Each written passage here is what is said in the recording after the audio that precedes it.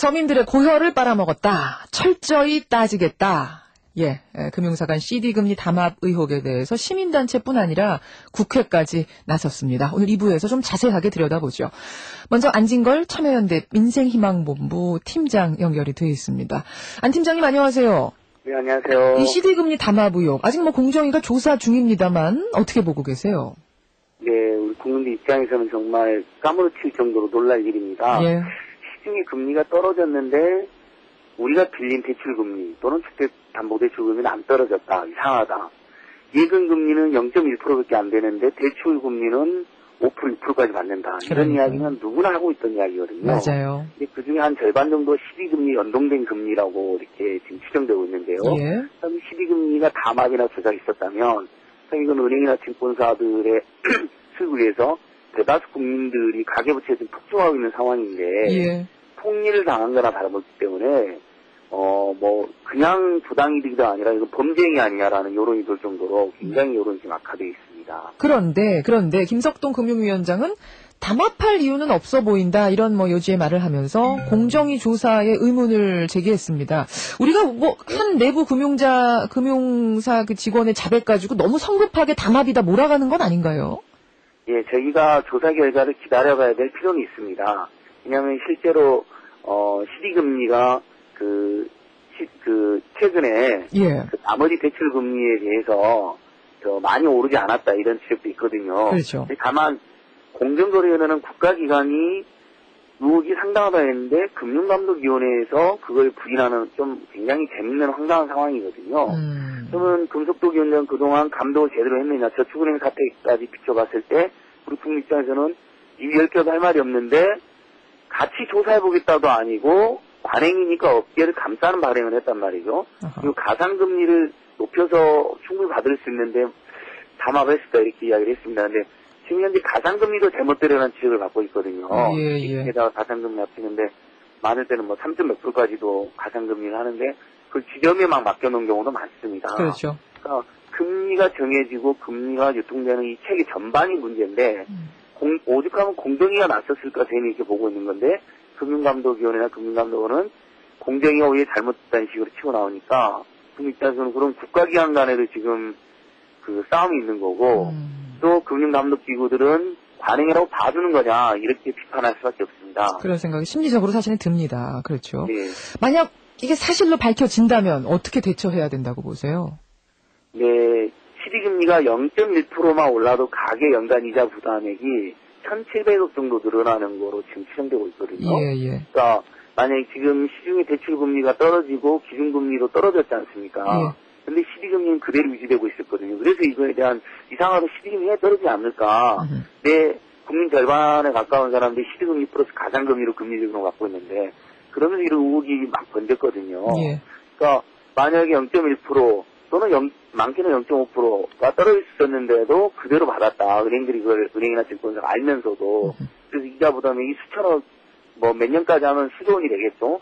그다음에 이건 명백한 부당이고 폭리이기 때문에 저희는 되돌려줘야 된다고 생각하고 있습니다. 되돌려줘야 된다. 이게 엄청난 액수일 텐데 그게 되돌려줄 여력이 있을까요, 은행에서? 은행이나 증권사나 신용카드사들 최근에 실적 보면 정말 수조 원씩 순이익이 나란히 늘어나고 있거든요. 아하. 그러니까 국민 가계는 굉장히 천거리고 가계부채는 1,000조가 넘고 국민들 입장에서는 교육비, 주거비, 의료비, 통신비, 물가대란, 전세대란 이런 험악한 말도 많지 않습니까? 판단하기 힘든. 근데 보면 은행권이나 금융권은 사상 최대의 순이익이라는 통계 계속 나옵니다. 그런 상황에서 금리까지 이렇게 부풀리거나 조작했다, 담합했다면 당연히 저희는 되돌려줘야 된다고 생각하고 만약에 지금 소비자단체들이나 시민단체들이 집단소송 논의하고 있는데요. 소송에도 저희는 승소할 가능성이 있다고 봅니다. 승소 가능성도 있다. 예, 소송에서 결국 버티다 소송을 돌려줘야 될 상황이 저희는 올 거라고 보는데 그 전에 정말 공정하게 돌려야 된다고 생각합니다. 지금까지 이제 벌어진 것에 대해서는 그런 식으로 해결을 해야 되고 앞으로 더 이상 벌어지지 않게 어떤 재발 방지책도 이번 기회에 좀 마련해놔야 되는 거 아닌가요? 예, 정말 중요한 지적이십니다. 예. 정말 이 금융정책이 도대체 이 모양이 됐을까? 어떻게 우리 돈을 맡겨놓은 저축은행이 망하고 서민들만 피눈물 흘리고 시디금리가 조작됐다 그러고 예대 마진은 사상 최대고 예금하면 금리는 조금밖에 안 되고 대출하면 금리 많이 갖고 왜 이럴까? 이런 사람들 불만이 가득하거든요. 예, 예. 금융감독위원회가 제대로 감독을 하지 못했다는 건데요. 결국은 금융 정책을 하는 기관이 감독까지 하다 보니까 상당히 제대로 감독이 안 됩니다. 정책도 하고 감독도 하고 두 가지를 예. 다 갖고 있는 게 좀 문제다. 자신들의 정책을 자신들이 감독하는 꼴이 되잖아요. 예, 예. 그러니까 말이 안 되는 거고 그 다음에 금융소비자보호기구가 우리나라는 없습니다. 금융감독원에 금융소비자보호센터 있다 하지만 거기 가보면 은행 직원, 증권 직원 이분들이 나와서 상담을 합니다. 예. 그러니까 제대로 당연히 조정이 안 되죠. 알겠습니다. 그러니까 강력하고 독립적인 금융소비자보호기구가 생겨야 됩니다. 이건 최근에 세계적인 추세이기도 합니다. 그래서 예. 저희는 금감이 산하가 아니라 예. 독립된 기구로 금융소비자보호해주면서 우리 국민들의 이익을 옹호해야 된다. 이게 반드시 시급하다고 보고 있습니다. 여기까지 말씀 듣겠습니다. 고맙습니다. 네, 고맙습니다. 참여연대 민생희망본부의 안진걸 팀장을 먼저 연결을 해봤고요. 이번에는 국회의 목소리 듣겠습니다.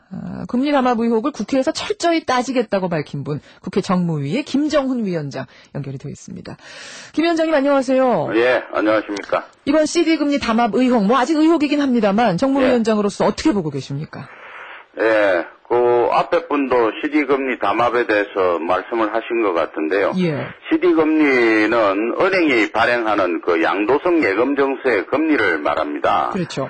근데 CD금리가 이 자금시장 상황을 제일 잘 반영한다 해가지고 은행 대출 이자가 그 CD금리와 연동을 해서 이자율이 결정되어 왔습니다. 예. 2012년 3월 말 기준으로 CD금리 연동 대출은 약 324조 원으로 만약 금융권이 담합을 통해서 CD금리를 0.1%만 높였어도 은행은 연간 한 3,240억 원의 어마어마한 부당이득을 얻은 반면에 예. 대출을 받은 가계와 기업은 그만큼 이자를 추가로 더 냈다는 겁니다. 그렇죠. 아직 CD금리 담합 의혹이 지금 조사가 진행 중인 것 같습니다만 만약 사실이라면 금융권이 국민을 상대로 담합을 해서 사기 행위를 한 것이나 마찬가지이기 때문에 손해배상 소송은 물론 엄한 처벌을 받아야 할 것으로 보입니다. 이게 지금 그 금융당국 간의 시각차는 왜 생기는 건가요?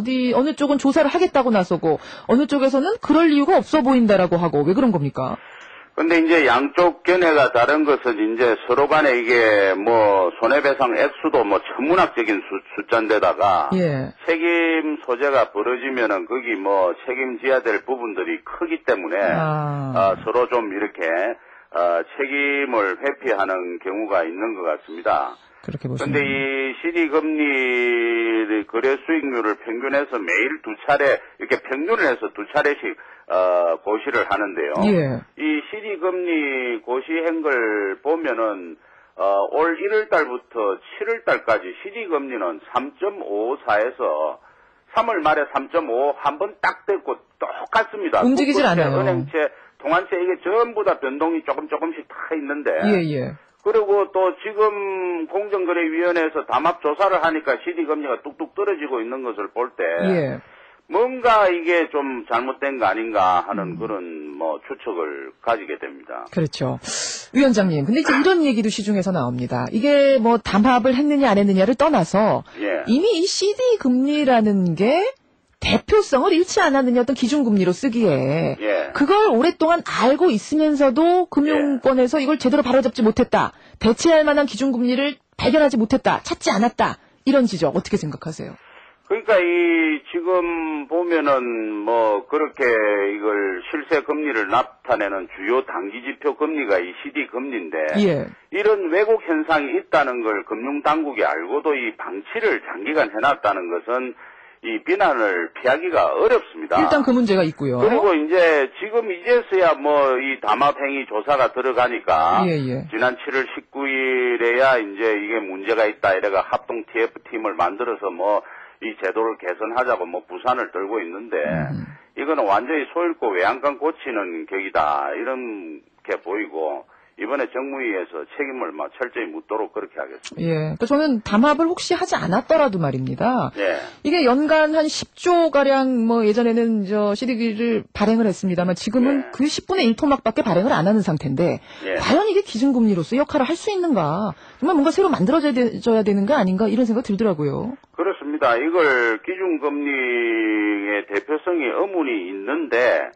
이걸 그대로 쭉 두고 왔다는 것도 금융당국의 책임이 있을 뿐만 아니라 또 뭐 어제 나오는 얘기는 보면 일부러 또 이렇게 이 묵시적으로 좀 방치를 해놨다. 알고도 일부러 이 CD 금리가 이제 뭐 이 가게나 이런 데 이자율을 높이기 좋기 때문에 일부러 이런 부분도 있다 하는 언론 보도도 있기 때문에 그런 부분들을 좀 철저히 조사를 해가지고 뭐 고의적으로 CD 금리를 이렇게 알고도 방치를 해놓은 것인지 그런 부분들을 이번에 철저히 따져야 된다 이렇게 보고 있습니다. 알고도 방치를 했다면 그럼 관리 당국에서 관계 당국의 누군가가 알고도 방치한 책임을 져야 된다라고 보시는 거군요. 그렇습니다. 그걸 알고도 이게 방치했다는 것은 지금 안 그래도 지금 우리 국민들 생활이 지금 팍팍하고 가게 뭐 부채가 많다 이런 그건데 거기다가 그런 어려운 가게에 이자율 폭탄까지 그렇게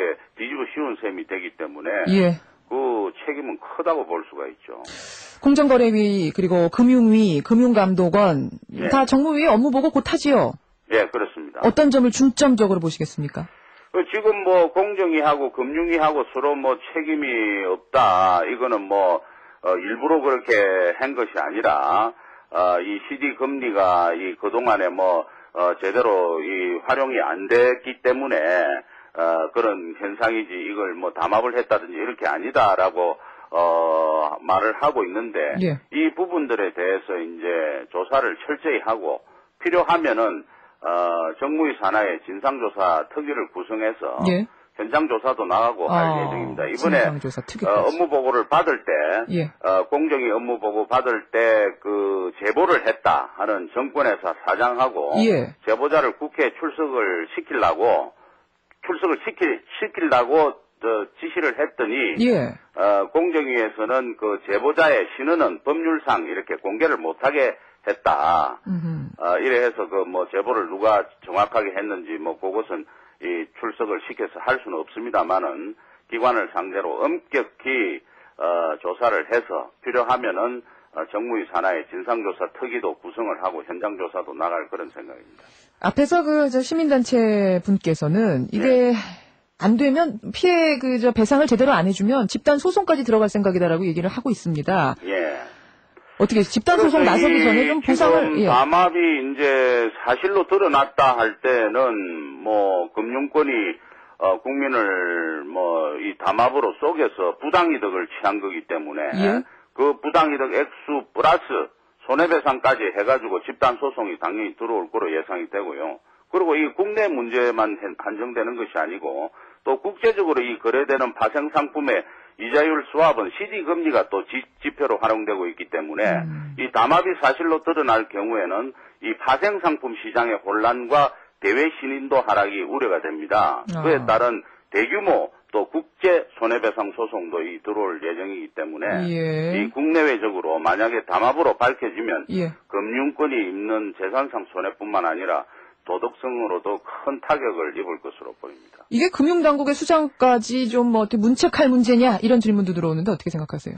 아니 조사를 해가지고 뭐 금융당국의 수장에 문제가 있으면 당연히 문책을 하고 교체 요구를 하고 해야죠. 담합이 사실로 드러나면 심지어 사퇴까지 해야 될 사안이다. 그렇습니다. 사실이라면 이게 그냥 적당하게 넘어갈 문제가 아닙니다. 이거는 뭐라 그럴까 지금 가계 빚 때문에 고통받고 있는 서민들에 대해서 뭐라 그럴까 좀 엄밀하면 그 착취를 한 그런 성격이나 마찬가지이기 때문에 알겠습니다. 그 책임은 뭐 엄하게 물어야 된다. 사퇴뿐만 아니라 형사처벌을 할 수 있으면 형사처벌까지도 고려를 해야 된다 이렇게 봅니다. 철저한 조사 기대하고 있겠습니다. 고맙습니다. CD금리 담합 의혹에 대해서 국회 정무위에서 조사에 나선다고 지금 약속을 했습니다. 김정훈 정무위원장이었습니다.